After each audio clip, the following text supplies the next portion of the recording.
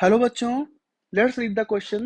The question says, Statement 1, both Cl2 and SO2 are bleaching agents.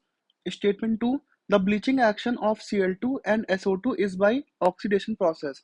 बच्चों हमें इस question में दो स्टेटमेंट गिवन है, हमें बताना है कौन सी स्टेटमेंट करेक्ट है, कौन सी इनकरेक्ट है। बच्चों सबसे पहले हम इस क्वेश्चन का की कंसेप्ट जान लेते हैं। तो बच्चों इस क्वेश्चन का जो की कंसेप्ट है वो है bleaching action. Bleaching action.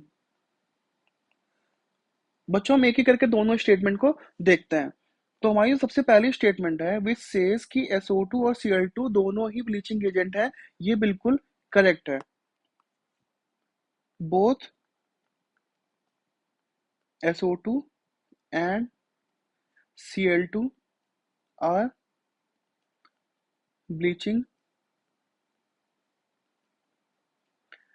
Agents. अब बच्चों इसका एक्सप्लेनेशन हम हमारे सेकेंड स्टेटमेंट में देखेंगे।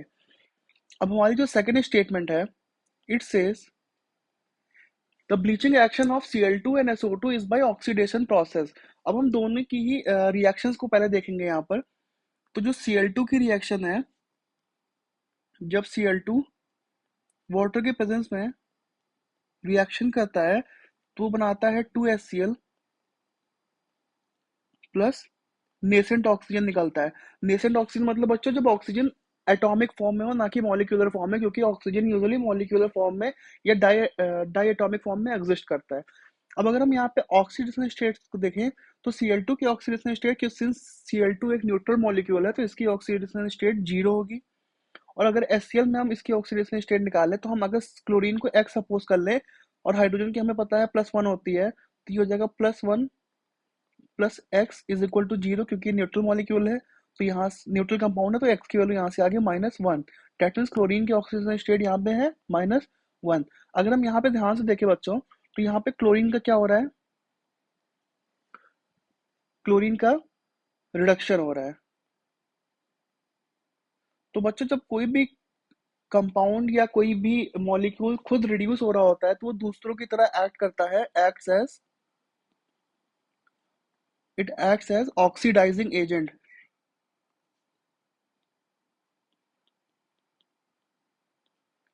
Oxidising agent. देयरफॉर हमें यहाँ से क्या पता चला बच्चों, देयरफॉर इसका जो ब्लीचिंग है वो कैसे होगा, bye oxidation process.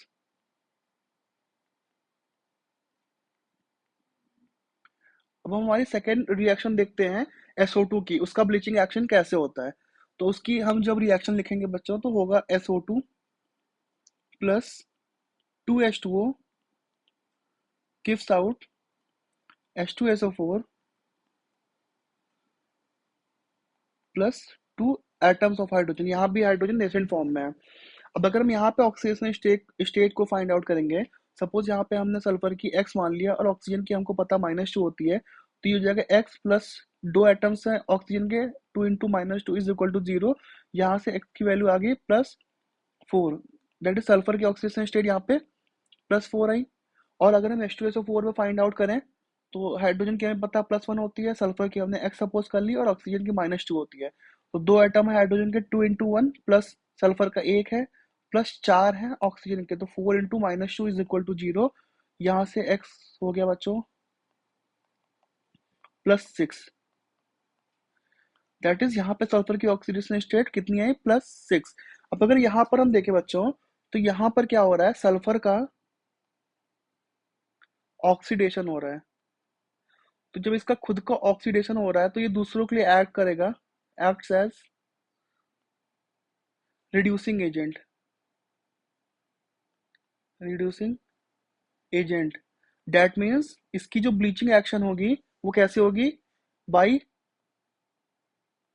Reduction, by reduction होगी। अब बच्चों हमने यहाँ पर देखा कि क्लोरीन का जो ब्लीचिंग एक्शन है वो ऑक्सीडेशन प्रोसेस से है और SO2 का जो ब्लीचिंग एक्शन है वो रिडक्शन प्रोसेस से है। लेकिन हमें स्टेटमेंट में गिवन था कि दोनों का ही ऑक्सीडेशन प्रोसेस से होगा, तो बच्चों ये स्टेटमेंट क्या होगी, यहाँ पे इनकरेक्ट हो गई। Therefore, the correct option to this question is option number C. Statement 1 is correct and statement 2 is incorrect. Thank you बच्चों, बेस्ट ऑफ लक।